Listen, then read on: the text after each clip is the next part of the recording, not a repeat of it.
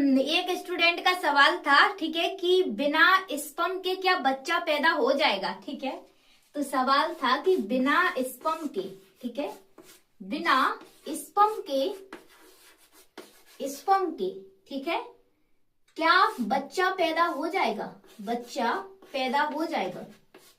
तो देखिए यहाँ पे सवाल है कि बिना स्पर्म के जो बच्चा है वो पॉसिबल नहीं है।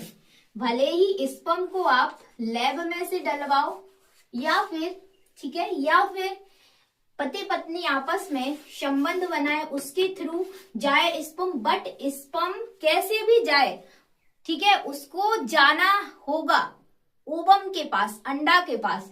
अगर अंडा के पास स्पर्म नहीं जाएगा तो बच्चा पॉसिबल ही नहीं है, बच्चा होगा ही नहीं भाई, बिना स्पर्म के नहीं होगा बच्चा, याद रख लेना। ठीक है, तो बिना स्पर्म के बच्चे पैदा नहीं होंगे।